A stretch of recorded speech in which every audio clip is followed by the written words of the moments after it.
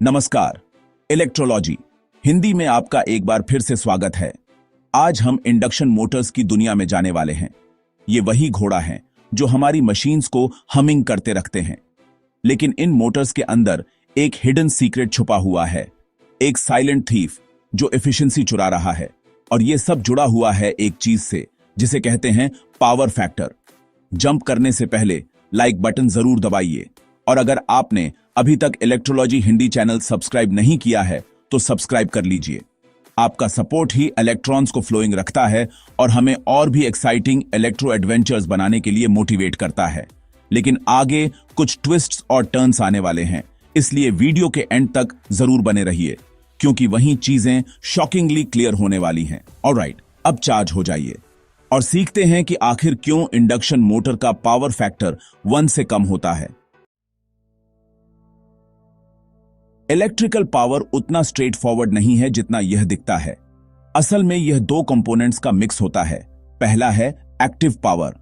यह वही real power है जिसे मोटर अपने काम के लिए यूज करती है, जैसे शाफ्ट को घुमाना। यह डायरेक्टली टॉर्क प्रोड्यूस्ड से जुड़ा हुआ है। फिर आता है रिएक्टिव पावर। अब यह पावर मैकेनिकल वर्क नहीं करती, लेकिन मोटर के अंदर मैग्नेटिक फील्ड एस्टैब्लिश करने के लिए यह बहुत जरूरी है। यह एक्टिव पावर का डांस पार्टनर जैसा है, जो मोटर और पावर सप्लाई के बीच back and forth energy flow create करता है। तो फिर पावर फैक्टर क्या है? यह बस इन दोनों कंपोनेंट्स के बीच का रेशियो है, जिसका आइडियल वैल्यू 1 होता है। लेकिन इंडक्शन मोटर्स में ऐसा नहीं होता। क्यों? इसका आंसर छुपा है मैग्नेटाइजिंग करंट में। इंडक्शन मोटर्स एक रोटेटिंग मैग्नेटिक फील्ड पर डिपेंड करती है ताकि रोटर में करंट इंड्यूस हो सके।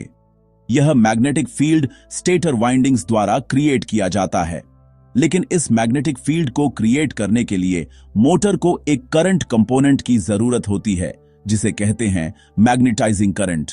यह करंट वोल्टेज के साथ फेज में नहीं होता, मतलब यह वोल्टेज के साथ पीक नहीं करता। यह ऐसा है जैसे एक स्लो फ्रेंड जो हमेशा थोड़ा पीछे रह जाता है।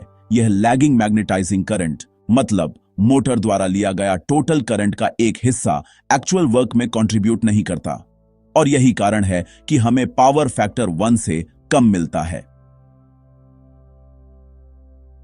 लेकिन रुकिए, कहानी यहीं खत्म नहीं होती। इंडक्शन मोटर का पावर फैक्टर लोड और मोटर डिजाइन पर भी डिपेंड करता है। नो लोड पर पावर फैक्टर बहुत लो होता है, लगभग 0.2 से 0.3 तक, क्योंकि उस समय मैग्नेटाइजिंग करंट डोमिनेट करता है। जैसे जैसे लोड बढ़ता है, पावर फैक्टर इंप्रूव होता है। मोटर का डिजाइन भी महत्वपूर्ण भूमिका निभाता है।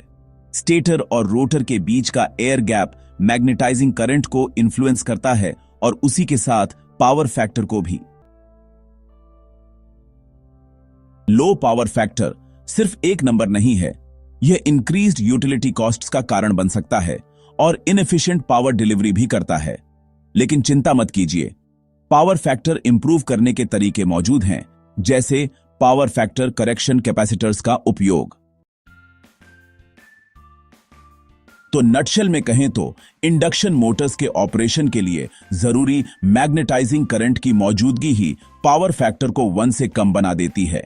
लेकिन लोड कंडीशंस को सही तरीके से मैनेज करके और power factor correction strategies implement करके इसे मिटिगेट किया जा सकता है।